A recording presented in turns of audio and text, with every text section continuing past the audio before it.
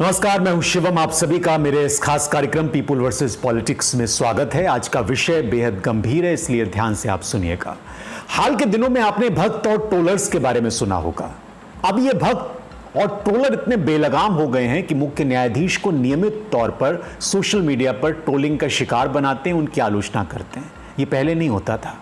मौजूदा वक्त में सीजेआई डीवाई चंद्रचूड़ को ट्विटर पर कई हफ्तों तक टॉप ट्रेंडिंग पर रखने की योजना बनी और ऐसा किया भी गया। तो सवाल यह है कि ऐसा क्या है जो वर्तमान में मुख्य न्यायाधीश को ऑनलाइन ट्रोल्स का पसंदीदा बना देता है? क्या कोई ट्रोल सेना है? और इनमें से कितनी सामग्री भाजपा झुकाव वाले डिजिटल प्रभावशाली लोगों से आती है?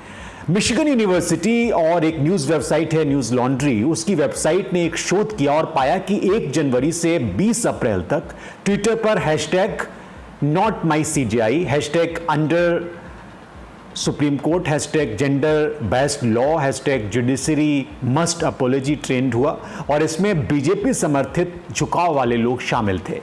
तो समझना यह जरूरी है कि ऐसा क्यों हो रहा है, क्यों किया जा रहा है और मोदी को महान बनाने में इसकी क्या भूमिका है। ये बहुत गंभीर विषय है, गंभीर बात है और इसे समझना इसलिए भी जरूरी है कि हम और आप रोजाना इस तरह की सेना से भिड़ते हैं, दो चार होते हैं। जरा गौर करिए कि जब भी प्रधानमंत्री नरेंद्र मोदी विदेश यात्रा करते हैं, उनकी पार्टी के वफादार इसे भारतीय जनता पार्टी के सामने एक राजनयिक तख्तापलट के रूप में पेश करने के लिए अतिशयोक्तिपूर्ण शोर मचाने लगते हैं। अभी हाल ही में जब मोदी विदेश यात्रा पर गए तो देखो कैसे तमाशा किया गया। हालांकि मोदी को उतना मजा नहीं आया क्योंकि भारत के मुसलमानों के साथ उनकी सरकार के व्यवहार के बारे में मोदी से सवाल करने वाली वॉल स्ट्रीट जर्नल की रिपोर्टर सबरीना सिद्दीकी को ट्रोल करने की व्हाइट हाउस ने निंदा कर दी और इसके अलावा भारत के अल्पसंख्यकों के साथ दुर्व्यवहार के परिणामों के बारे में चेतावनी देने के लिए पूर्व अमेरिकी राष्ट्रपति बराक ओबामा पर उनके हमलों ने मोदी की यात्रा की तुलना में ज्यादा हेडलाइन बटोर ली, ज्यादा सुर्खियां मिली। ऐसे में यह समझना जरूरी है कि मोदी टीम ने ट्रोल आर्मी को कैसे तैयार किया, ये कैसे काम करती है, इसका मानस कैसे काम करता है। ये ट्रोल आर्मी सिर्फ सीजेआई की ही नहीं बल्कि शिक्षाविद वेंडी डोनिगर और आंड्रे टुश्के, कार्यकर्ता ग्रेटा थुनबर्ग, पत्रकार मेहदी हसन और मैथ्यू के पीछे भी पड़ चुकी है। मोदी की पूजा का एक संस्कारित असामाजिक संबंध है। जैसे कि मोदी राष्ट्रीय राजनीतिक परिदृश्य पर उभरे, उनकी जीवन गाथाओं से लोगों को अचंभित कर दिया गया, उनको आकर्षित किया गया।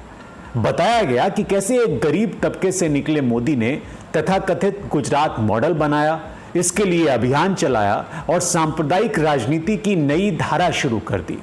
इसका नतीजा यह हुआ कि 2014 के आम चुनाव में जिन 189 निर्वाचन क्षेत्रों में मोदी की भारतीय जनता पार्टी कांग्रेस के साथ आमने सामने थी, सीधी टक्कर थी, वहां उसने 166 सीटें जीती। यानी उनकी कुल सीटों का लगभग 60% बीजेपी जीत गई। उत्तर प्रदेश और बिहार के बाहर 144 निर्वाचन क्षेत्रों में जहां भाजपा सीधे तौर पर कांग्रेस के खिलाफ नहीं थी, वहां केवल 56 सीटें ही वो जीत पाई। ये प्रवृत्ति काफी हद तक 2019 में भी रिपीट हुई। जानकार कहते हैं कि मोदी के समर्थकों ने मुद्दों के आधार पर उन्हें वोट नहीं किया, बल्कि उनके लिए अपने वोट को तर्कसंगत बनाने के लिए अपने मुद्दे थे और ये उन्होंने खुद ढूंढे। ये बहुत बारीक फर्क है और पहले और आज के चुनाव का फर्क भी है। इसलिए क्योंकि मोदी का एक पंथ बन चुका है जिसमें भक्त भी हैं और उन्हें भक्त कहते हैं और शीर्ष नेताओं से लेकर आम भक्तों तक सभी एक ही भजन गाते हैं अपने भगवान के लिए। भगवान से मेरा मतलब आप समझ रहे होंगे। सितंबर में भारत की 75वीं स्वतंत्रता वर्षगांठ मनाने के लिए अमेरिका में एक कार्यक्रम में विदेश मंत्री एस जयशंकर ने जोर देकर कहा था कि तथ्य यह है कि हमारी राय मायने नहीं रखती, कि हमारे विचार मायने नहीं रखते और वास्तव में आज हमारे पास अपने समय के बड़े मुद्दों को आकार देने की क्षमता है और यह सब इसलिए क्योंकि हमारे पास मोदी है। इतना ही नहीं, 2 साल पहले सुप्रीम कोर्ट के न्यायाधीश अरुण मिश्रा ने मोदी को एक बहुमुखी प्रतिभा वाला और अंतर्राष्ट्रीय स्तर के प्रशंसित दूरदर्शी कहा था, जो विश्व स्तर पर सोचता है और स्थानीय स्तर पर कार्य करता है। यानी ये वो मंडली है जो 24 घंटे जप नाम की मुद्रा में रहती है, उनके नाम या चेहरे का टैटू गुदवा कर जन्मदिन मनाती है और इन सबको एक धागे में बांधता है मुख्य धारा का मीडिया, जो प्योंगयांग को इस तरह से शर्मिंदा करता है जिस तरह से वो मोदी की प्रशंसा करता है। कोशिश है कि एक एक करके ये सिजोफ्रेनिक गणराज्य बनाने की शुरुआत हुई है। एक लेखक और दार्शनिक हैं अम्बर्टो इको, वो कहते हैं कि फासीवाद अपमान पर पलता है, चाहे वो आर्थिक हो, राष्ट्रीय हो, लिंग आधारित हो या नस्लीय हो, और अनुयायियों को उनकी हताशा प्रोत्साहित करती है, जो कुछ कमजोर तर्कों के माध्यम से समाज की सभी समस्याओं का स्रोत बन जाते हैं। बयानबाजी के लगातार बदलते फोकस से दुश्मन एक ही समय में बहुत मजबूत और बहुत कमजोर होते हैं। मोदी के बारे में कहते हैं कि उन्होंने अपने समर्थकों की बुनियादी प्रवृत्ति को बढ़ावा दिया है और इसकी शुरुआत 2005 से हुई, जब मोदी मुख्यमंत्री थे गुजरात के।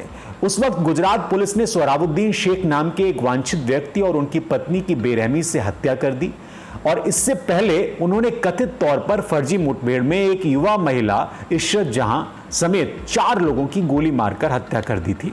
ऐसी न्यायोत्तर हत्याओं के लिए आलोचना झेलने पर मोदी ने 2007 में एक रैली की और उसमें एक भाषण दिया। उन्होंने कहा कि शेख को वो मिला जिसके वो हकदार थे। उन्होंने पूछा कि अवैध हथियारों के साथ पाए गए एक व्यक्ति को क्या किया जाना चाहिए। उसे मार डालो। भीड़ चिल्लाई कि उसे मार डालो। यह उस शुरुआत थी। मोदी अपनी और अपने राजनीतिक आचरण की वैध आलोचना को अपमान और उत्पीड़न के बारे में उत्तेजक बयानबाजी में ढालने में माहिर माने जाते हैं। इसके माहिर खिलाड़ी हैं।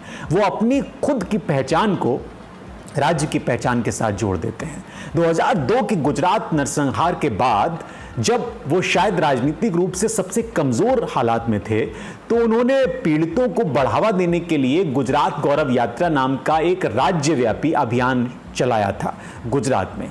यही वो दौर था जब उन्होंने अपने पॉलिटिकल स्क्रिप्ट को परफेक्ट करने की शुरुआत की, और परफेक्ट किया भी।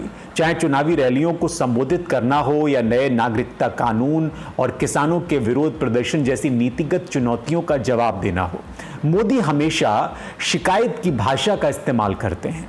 उन्होंने हाल ही में विपक्ष द्वारा कथित तौर पर उन पर लगाए गए 91 अपशब्दों को गिनाया था कर्नाटक चुनाव में, और इसे ओबीसी समुदाय जिससे वो ताल्लुक रखते हैं और खुद भारत के अपमान के साथ जोड़ने की कोशिश की, हालांकि वो इतना कामयाब नहीं हुआ। ट्रोल विशेष रूप से सहानुभूति की कमी के प्रति संवेदनशील होते हैं। वो अपनी विचारधारा में निहित हीन भावना को पीड़ित होने की आड़ में छुपाने की कोशिश करते हैं। क्योंकि शिकार राजनीतिक रूप से बिकता है, इसलिए ट्रोल अपने शिकार होने के प्रति आश्वस्त हैं और स्वाभाविक रूप से सभी तरह के षड्यंत्रकारी दुश्मनों के खिलाफ अपने जनजाति की रक्षा करने की कोशिश करते हैं। वो ये करना चाहते भी हैं। ट्रोलिंग खुद को एक विश्वास दिलाने का कार्य है कि वो वास्तविक या काल्पनिक दुश्मन पर शक्ति का दावा कर सकता है। अगर दुश्मन नाराज हो जाए, डर जाए या चुप हो जाए, तो ट्रोल को ऐसा लगता है कि वो जीत गया।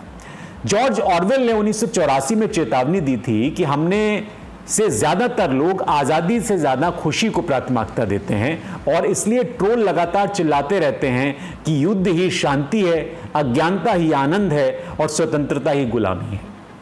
तो साहब, ये दौर ऐसा ही है।